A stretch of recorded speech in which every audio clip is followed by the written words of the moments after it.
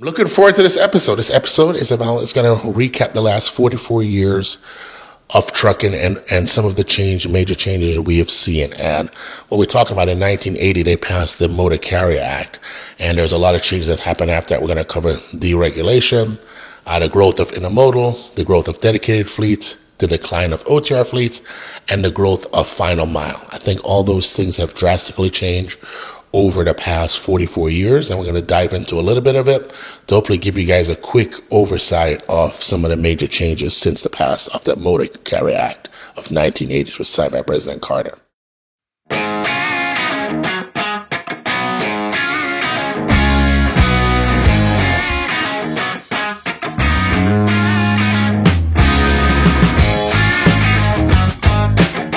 Let's start. So before the trucking lines were deregulated, truckers were assigned certain lanes, just like the airlines were, and you had those lanes and no one could actually compete with them, and the rates were set fairly high and the truck companies made great money. Now, what the problem is, it didn't allow for entrepreneurs and new companies to come up and get into traction because certain carriers were assigned certain lanes, just like it was in the airline industry. When that got deregulated, then everyone could go out and bid on any lane. And I think that helps several carriers grow very fast. J.B. Hunt Transport being one of them, among many others that grew very fast as it got deregulated, because now it became strictly service. So you were growing based on your service. And I think the carriers that had great service and were able to grow and add the drivers actually grew into and took a lot of that market share that was out there. And that's when you saw the boom in the Swifts, the Schneiders of the world. Also, a lot of those truck companies grew quite a bit. So that went on throughout the 80s. In the end of 80s going into 90s, I think J.B. Hunt Transport signed a deal with BN and started to run trailers, 53-foot trailers, not 20 and 40s, on the rail. And I think that was a big deal. I think later everyone followed. I think Hub Group started, Schneider started, and eventually Swift started to run it. And what they've realized is if you were to drive a truck from LA to New Jersey, you could do it a lot cheaper by taking the truck, take it to the rail, take the box off, and rail that box all across the United States and then deliver it in New Jersey. Now, with any intermodal shipment, you are going to save money because the rail is carrying several loads at once versus a truck driving across America. But you are going to lose some time. So where you're losing time, you increase in savings. So it's just a matter of taking the time that you are going to lose and drive it into your supply chain. Because when you talk about intermodal savings for very long haul freight, it's unreal. You can talk about somewhere in the 30-40% reductions versus OTR. When you're a company managing a budget, that's a very hard number for you not to look and say, "Wow, I want to do that." And let's talk next about dedicated fleets itself. So what used to happen, if you talk about the 80s, is everyone, I don't want to mention any company indirectly, but companies would have their own fleets. That was a huge thing in the 80s, huge thing in the 90s. I remember when I first joined corporate America after the Army, I was in a division that did dedicated cartage. And we're going out there selling people, hey, do you want to switch? You can have a company, and your company could be widgets. And you have your trucks. Any truck company would put widgets on the truck. It'll be our DOT number, and we'll run that contract just like it's your truck. So you lose nothing in marketing, but you just don't have the liability of the trucking company. Why does that matter? If you look at some of the trucking verdicts now, they call them nuclear verdicts.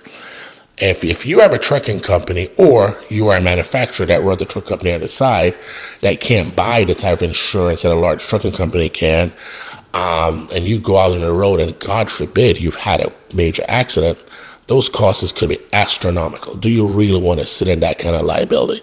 And that was a lot of the change that happened when people start switching into a dedicated model. Now, with the growth of intermodal, you see OTR started to shrink as a whole. That's your over-the-road trucking. And that's just a natural thing as more people decided to put more freight over the rail. The other hard part about an OTR truck driver and OTR trucking companies it's been very hard to keep a driver in a truck for 10 days, 9 days, 7 days, whatever your number is, in today's generation. And remember, and we're going to hit on this on another podcast. The average truck driver is 46.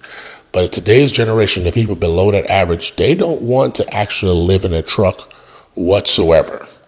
They want to be home every night.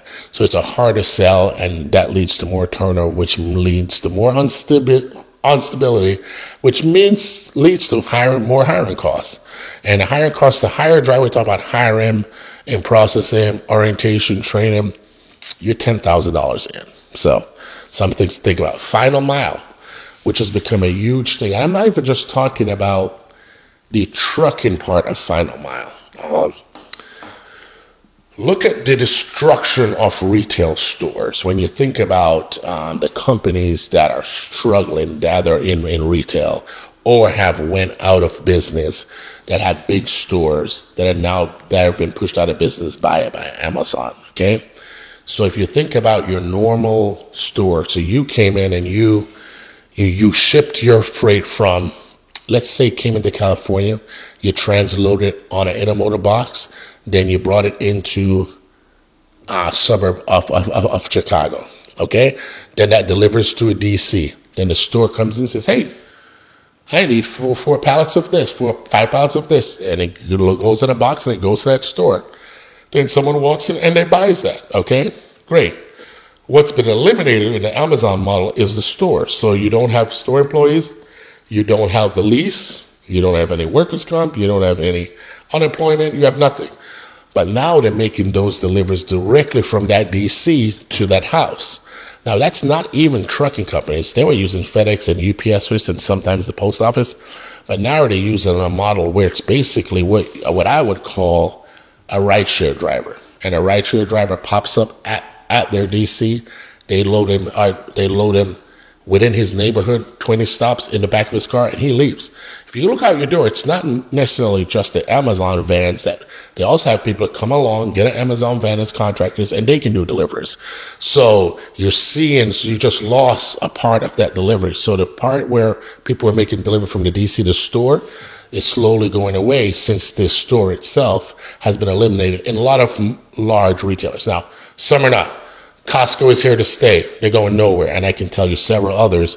But there's a lot of stores, the Sears of the world, that have really been hurt by the Amazon model. And that's also take up one link out of the supply chain that was being moved by a truck. So I hope, in recapping, remember, since the deregulation of trucking, we saw a rise in a lot of companies that provided better service. We see huge increases in intermodal. We see a huge increase in dedicated. We see a reduction in OTR, and we see an increase in final mile deliveries directly from DC, directly to the end user home itself.